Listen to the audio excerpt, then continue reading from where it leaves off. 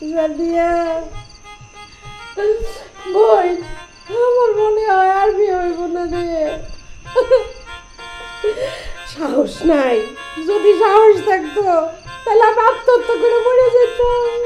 আব্বা তুমি তো ভাইঙ্গা পড়ো না, আমগো বাপে একটু কিপটা, আর আব্বা না কইছে যে কিপটা আমি ছাইরা দিব।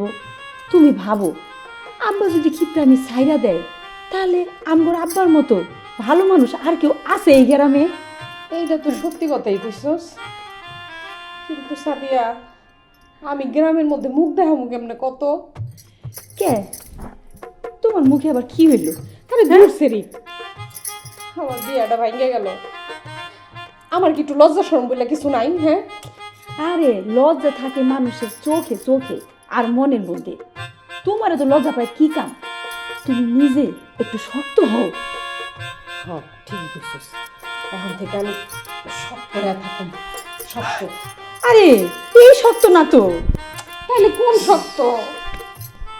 শুনো, তুমি এমন একটা ভান ধরবা যেন আমগোর বাড়িতে কিছুই হয় নাই, পাত্র পছন্দ হয় নাই, আমরা রিজেক্ট করে দিছি। এটা তো একটা সুন্দর বুদ্ধি, কিন্তু আমার মাথায় আগে আসলো না কেন? আচ্ছা যাই হোক, এবার তুমি একটু ঘুমাও, ঘুমাও ঘুমাও।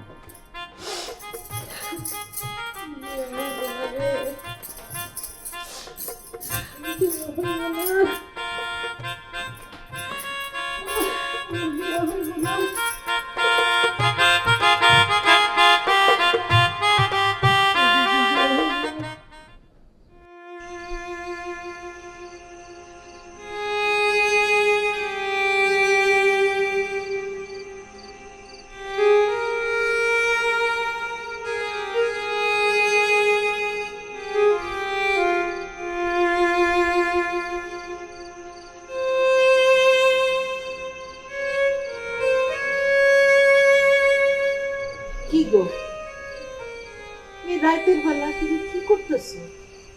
মাইয়ারা কি ঘুমাইছে? না, কামতেছে, ঘুমায় নাই এখনো। আমি কি একটু বুঝাবো? থাক, আজকে তোমার বুঝান লাগবো না, সাদিয়া ওরে বুঝাইতেছে। আর এই সব কিছু তো তোমার লেগেই হইলো। দেখো, আমার মাইয়ার অনেক ভালো জায়গায় বিয়ে হইব, এটা আমি কয়ে রাখলাম। ভালো হইলেই ভালো। আচ্ছা, এখন এখানে বয়ে থাকা লাগবো না, ঘরে চল। তুমি যাও, আমি পরে আইতেছি।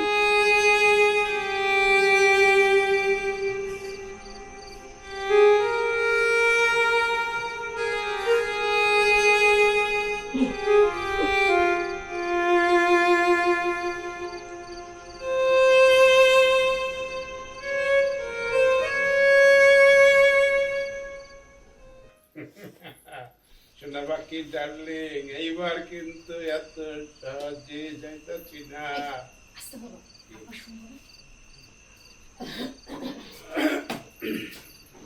আলাইকুম। বাবাজি, তুমি কিছু মনে করো না, তুমি তো জানো তোমার শ্বশুরের মাথা একটু গরম, যখন তখন রাগ করে পাবো। কেউ কিছু মনে করেন না, আমার শ্বশুর যতটুকু তার চেয়ে আমি বেশি, আমিও ছেড়ে দেবো না আম্মা। আসলে হয়েছে কি বাবাজি, উনি কিন্তু তোমার শ্বশুর, মুরব্বীর এইভাবে কথা না বলাই ভালো। দেখছো, আমার শ্বশুর একটু ঠেস দিয়ে কথা কইছি, শাশুড়ি আম্মা কিরকম মন খারাপ করছে। তুমি তো এটা দুষ্টুমি করে কইছো, তাই না? দুষ্টুমি করে বলছি। আচ্ছা বাবা, তোমরা থাকো, দেখি সে খাইতে বলছি কিনা। তারে আজকে খাবার না দিলেই পারতেন। এই থামো তো, মা তুমি যাও তো, দাও তো আব্বার কি লাগবে, যাও। আরে মাঝে মাঝে এইসব লোককে না খাওয়াই রাখতে হয়, আরে তাইলে পরে রাগ কমে, বুঝো না? কি হইলো, আপনি এখনো খাওয়ান শুরু করেন নাই? তুমি বাইরে না দিলে কি আমি কোনোদিন খাইছি? শোনো, জরুরি একটা কথা, এইখানে একটু মাংসের তরকারি আছে, জামাই বাড়িতে আছে, তার একটু কোস্ত টোস্ত দিয়ে না খাইলে তো আপ্যায়নটা হয় না, তাই না? তো ওই যে বাড়িতে দাওয়াত ছিল, পুরা জামাই আইছে বলে দিয়ে দিছি, তুমি এইটা দিয়ে কালকে জামাই খাই। শুনেন, এই যে বানানোর কথা না, আমার কইেন না, আমি খুব ভালো করে জানি আপনি মাংসের তরকারিটা ছায়া লয়ে এসেছেন। বুঝোই যখন তার ওর দরকার কি? তার মানে জামাই বাবাজির লেগে আর মুরগাটা জব করুন না, তাই তো? আচ্ছা মুরগা কারণই তো আমি বুঝতেছি না, এইটা দিয়ে তো চালাই দিতে পারবা, ব্যবস্থা তো হইলই। সি সি সি সি, আপনি হইলেন একটা মেম্বার মানুষ। আরে মানুষের বাড়িতে দাওয়াত খেতে যান, আরে ওইখানে যাইয়া তরকারি ছায়া আনেন, আপনার লজ্জা করে না? না, মোটেই করে না। জনপ্রতিনিধিদের লাজ লজ্জা শরম কিছু থাকতে নাই। হয়েছে পেশাল কম পাইরা আর খাওন।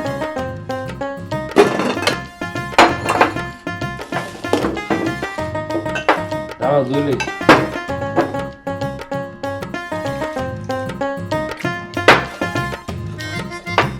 এই প্লেটে রাখেন পানি।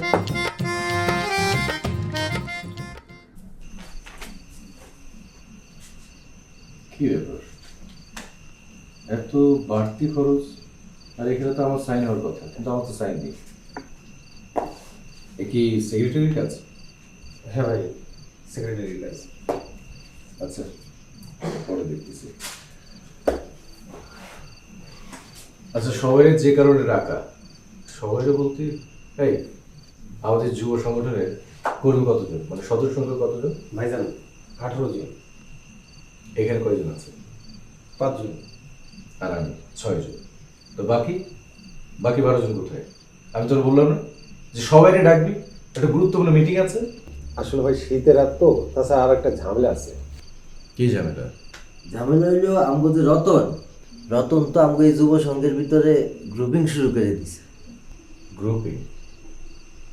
আচ্ছা শোনো, আমি যখন গ্রামে এসেই গেছি, মানে আমি যতদিন গ্রামে আছি, আমাদের যুব সংঘকে সুন্দর করে গড়ে তুলব। এর জন্য তোমাদের সকলের সহযোগিতা কামনা করছি। ভাই আমার একটা কথা আছে। একটা কথা? তুই তো অনেকগুলো বলিস। না ভাই, একটাই কম। বল। আমাদের এই যুব সংঘের সাইনবোর্ড লাগানোটা মনে হয় খুব জরুরি ভাই। আচ্ছা, আমি যে লেজারটা দেখলাম, এত খরচ, এত টাকা উঠছে, এত খরচ হচ্ছে, এর মধ্যে একটা সাইনবোর্ড হলো না কেন? আর এখন পর্যন্ত আমাকে এই সাইনবোর্ডের কথা শুনতে হবে কেন? ঠিক আছে, কালকে সাইনবোর্ড অর্ডার দেয়, টাকা যা লাগে ওটা ওর ব্যক্তিগত খরচ থেকে দেবো। ভাইজান, রতন যদি আমাকে কিছু বলে? রতনের বিরুদ্ধে এতক্ষণ যে শুনলাম আর প্রমাণ যে পেলাম, তাতে তো মনে হয় না রতনের কমিটি থাকতে পারে। তাহলে কি ভাই নতুন করে কমিটি দিবেন? গঠনতন্ত্রের আইন অনুযায়ী আমাদের সদস্য মানে আমরা কর্মীরা যদি একত্রবদ্ধ হই এবং সংগঠনের প্রয়োজনে যদি সংগঠনকে সামনে এগিয়ে নিয়ে যেতে হয়, তখন তাই করবো। তোমার একা চাও না, তোমাদের সকলে চাও। ঠিক আছে, আচ্ছা, এটা নিয়ে পরবর্তীতে আমরা একটা আলোচনা করবো।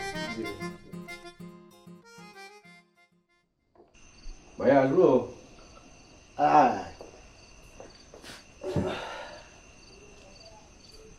পুরো বাড়িটা না ভাইয়া ফাঁকা ফাঁকা লাগে, ভাবি নাই, কেমন জোর লাগে। আচ্ছা, ভাবির সাথে তো যোগাযোগ হয় না? কে কার খোঁজ রাখে বল? হ্যাঁ, কি আমার কোনো খোঁজ রাখে? আচ্ছা, না হয় আমি রাগের মাথায় দুটো কথা বলছিলাম, এর লেগে কি বাড়ি ছেড়ে চলে যেতে দিল? না না, ভাবির কাছে কি হয়, মানে হাজবেন্ড ওয়াইফের মধ্যে একটু মানবন হতেই পারে, তাই বলে এভাবে বাড়ি ছেড়ে চলে যাওয়া ঠিক হয়? তুমি ভাবিকে মিস করো না? নিজ তো এই 1000 বছর বাদ দিত, লেখাপড়া শেষ করে বাড়িতে আসছিস, এখন একটু ঘোরাঘুরি কর।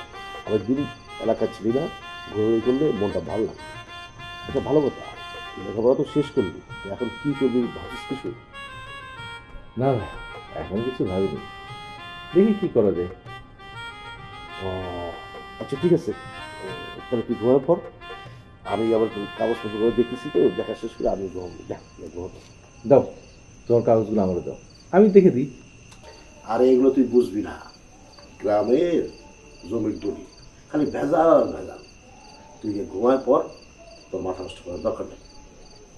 আচ্ছা ঠিক আছে, তোমার কাছে তুমি করো, আমি গেলাম।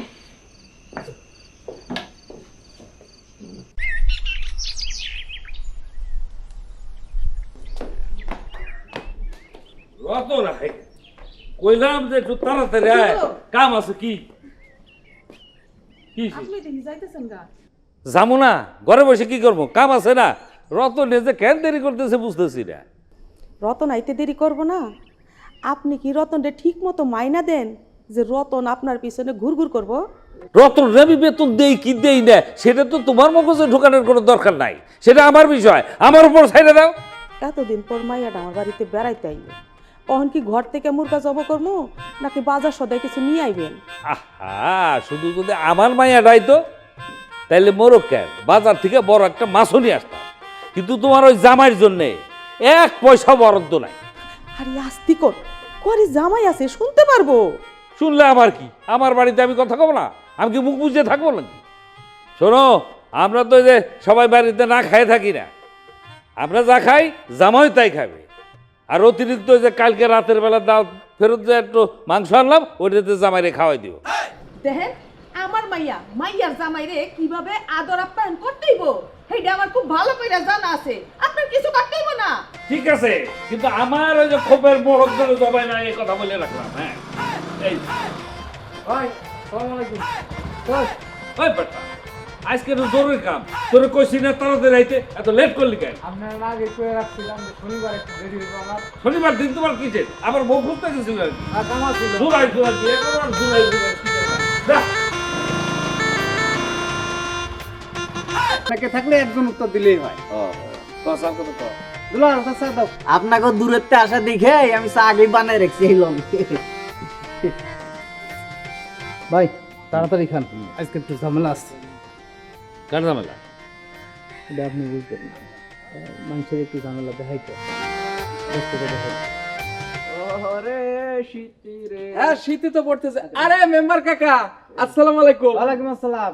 চা খাচ্ছেন? না ভালো, এই দুলালের চা এলাকার মধ্যে নাম করা চা। তার কারণ কি জানেন? এই শীতের মধ্যে দুলাল একদিন না, আমি চা খাবো না। আচ্ছা আচ্ছা ঠিক আছে, চা না খেলে অসুবিধা নাই। কেক আছে, বিস্কুট আছে, চানাচুর আছে, এই কোক আছে, লেমন জুস। ঠিক আছে, খাতে তো আমি চাইনি, তারপরে তুমি তো এত করে কষ্ট, যদি না খাই তাহলে পরে কাকা মাইন্ড করতে হবে, তাই না? এক কাজ করি, আমি একটু চানাচুর খাই। চানাচুর এই চানাচুর নিলাম, আর একটা বুট নিলাম, ঠিক আছে? বুটটা কটকটে আছে। রতন শুনি যা, খাই।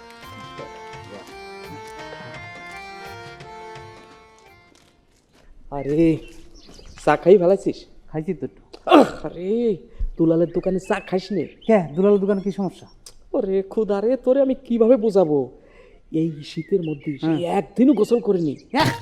কি কইছিস? আমি বাইরে যাই, এখনই কইতাছি।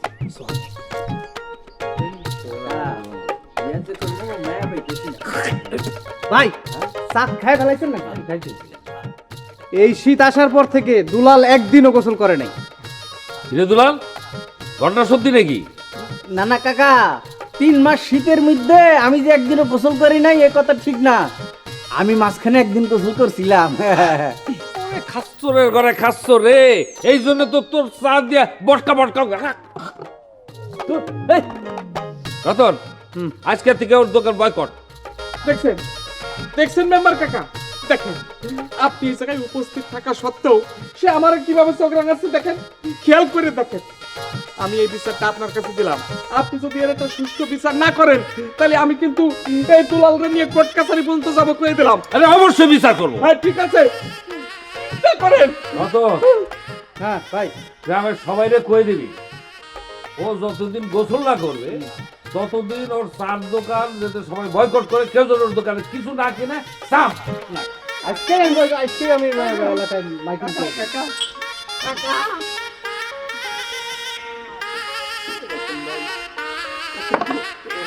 বাই বাই করো না, বাই বাই করো।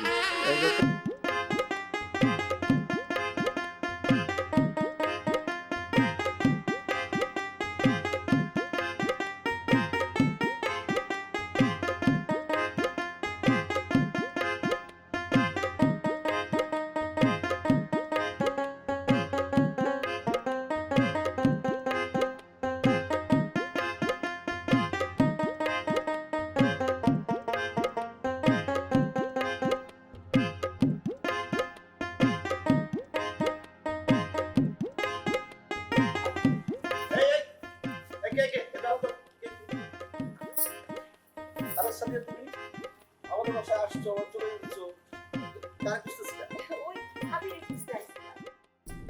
ভাবিরে খুঁজতেছিলা? ভাবি যে বাড়িতে নাই, মানে আমার বউ যে বাড়িতে নাই, আমার সাথে ঝগড়া করে চলে গেছে, সেটা তো তুমি জানো, তারপরও তার খুঁজতে আসছো? না, আমি তো আসলে চাচিরে খুঁজতে আইছিলাম। চাচিরে মানে আমার আম্মারে? আচ্ছা ঠিক আছে, তাহলে আম্মারে ডেকে দিই। থাক, আজ থাক।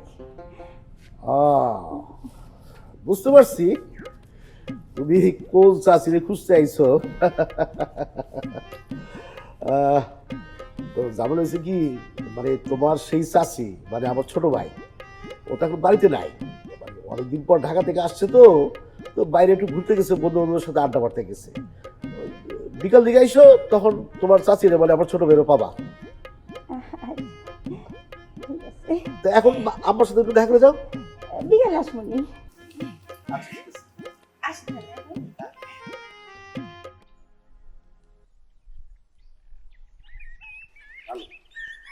মা, মা, বাবা।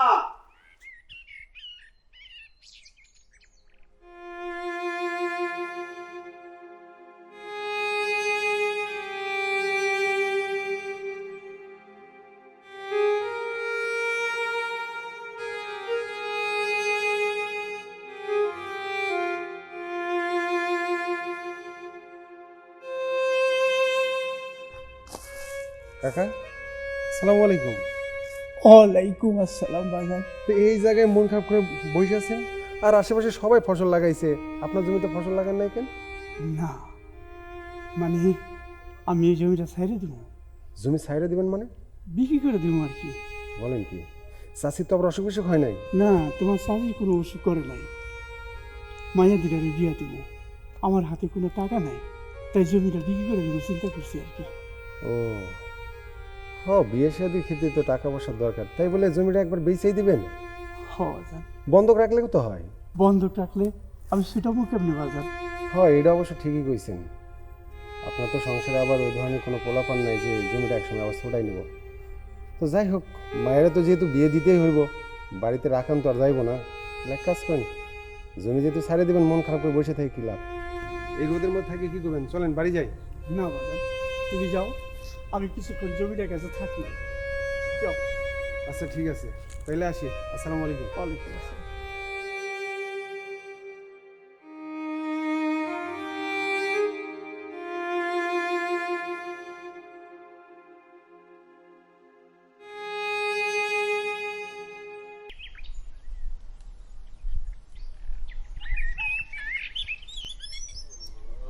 দুলাল ভাই।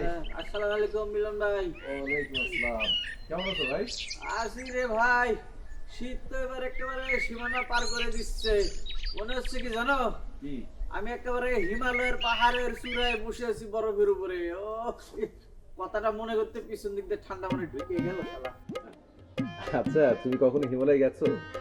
কি কয়, যাই না অবশ্য, কিন্তু সিনেমা দেখেছি, একেবারে ঠান্ডায় বরফ হয়ে সব সাদা ফকফকা হয়ে আছে। সিনেমা দেখে বাস্তবের সাথে মিল করলা না? আচ্ছা, আমার ব্যাপারে কিছু শুনিছো? হ্যাঁ, তোমার ব্যাপারে তো কম বেশি শুনলাম। আমার বিষয়ে কি করলাম? আরে তোমার জন্য তো আমি মেম্বারের বাড়িতে গেছিলাম। হ্যাঁ, তা মেম্বার কি করলো? কিছুই বলে নাই।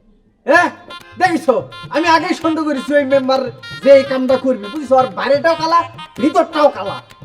আরে দুলাল ভাই, তুমি তো কথাটাই শেষ করতে যাও না। হ্যাঁ, মেম্বার সাথে আমার দেখা হয় না, দেখা হলে না সে কিছু বলবে। দেখা হয় নাই তো অর্ধেক কথাটা জিম্মারে চুপ করে থাকো কিসের জন্য? পুরোটা একেবারে ক্লিয়ার করে ঝাড়ি দিবার পারো না? তুমি এত দ্রুত কথা বলো, কথা তো শেষই করতে দাও না। আমার যে কি হবে এবার বুঝতেছি না। আরে তুমি অত চিন্তা করো না তো, আমি তো আছি, একটা না একটা ব্যবস্থা তোমার করবো। ভাই সাদে এক কাপ না, আমি এখনো চা খাবো না। আচ্ছা, আর একটু তাড়া আছে, পরে বসে একটা চা খাবো। আচ্ছা ভাই। আচ্ছা, আসসালামু আলাইকুম।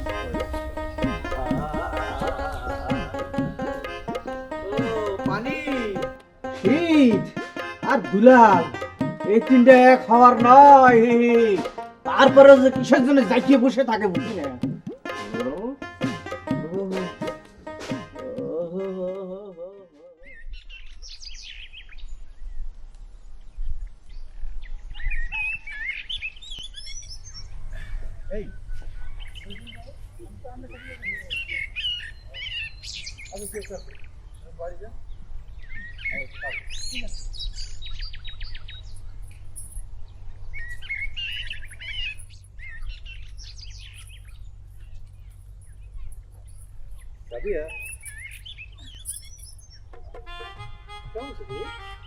আমার কথা বাদ দাও, তুমি কখন আসলা?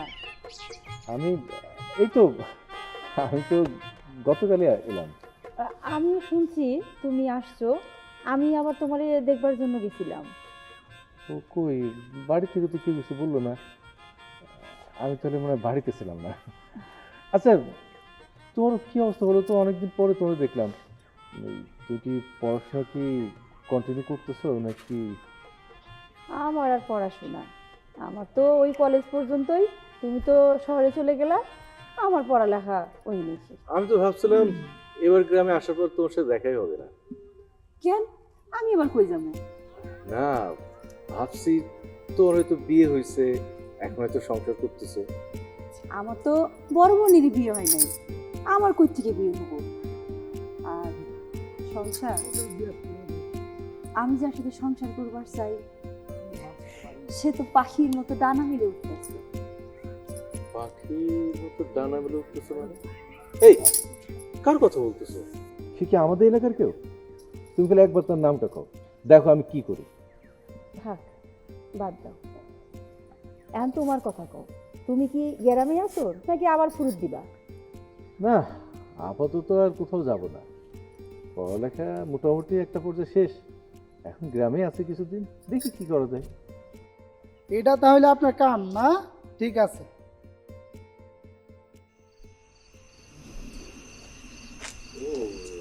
ভাই কি অবস্থা? আইসো টাকা রেডি? 3000 ঘরটা জান দে, ঠান্ডা লাগে। এমন কিছু আছে না? তাই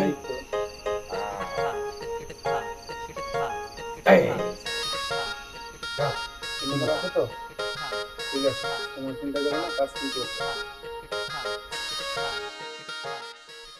ভাই টেনশন করে না, আমি কালকে সকাল 10টায় বাজারে উপস্থিত থাকুম, আপনি তখন আইসেন, কথাই বলি। হ্যাঁ ঠিক আছে, রাখো। সালাম। কিরে ওই কই গ্রোস, মানুষজন তোরা খুঁজতে আসে, তা তুই নিজে গিয়ে দেখা করতে পারিস না? লোকজন খুঁজতে আসে মানে? ভাই তুই কার কথা বলতেছো? কে আসছে? কার কথা বলতেছি তুই তো নিশ্চয়ই বুঝতে পারছিস। তা পারস তো, বাড়িতে গিয়ে দেখা করে আসলি, বেচারিরও ভালো লাগলো।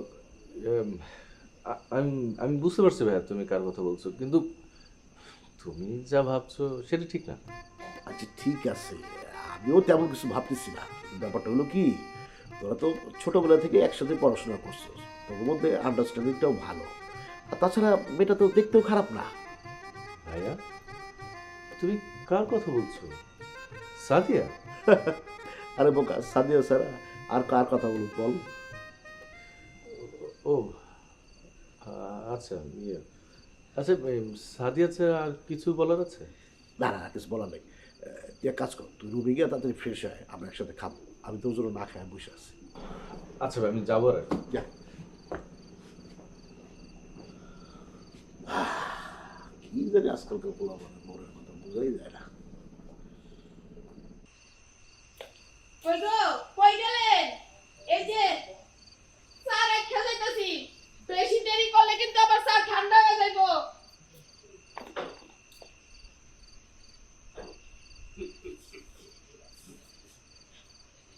আজকে খাওয়াচ্ছি তোমারে আব্বা।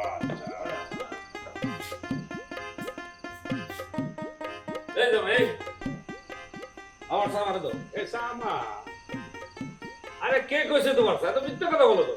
তোমার শাশুড়ি যে মাইক লাগে সারা বাড়ি কয়ে বেড়ালো এই চা আমার, সারা দুনিয়ার লোক শুনলো, আর তুমি শুনো নাই?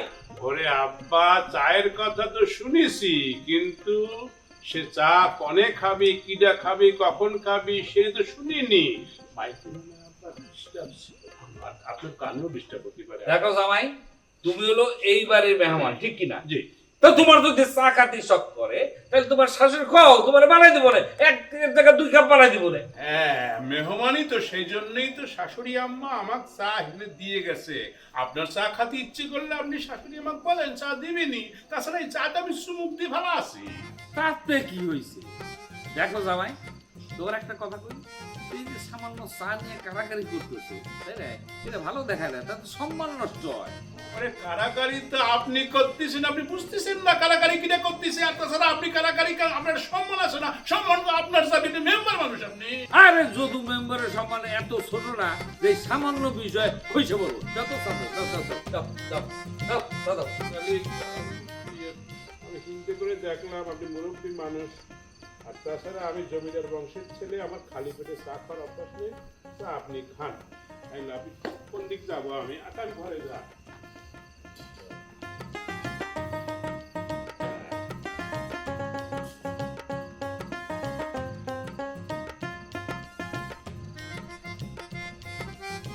চা তো ঠান্ডা হয়ে গেছে, খেলাই দিলেই তো লস। বলো তো করো।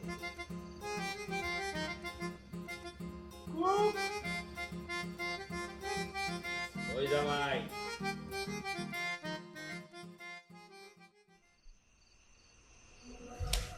কি খবর? হ্যাঁ ভালো। কই কি করব?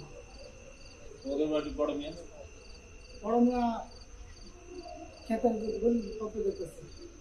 দেখো বলো যে ঘটক চলে আসছে।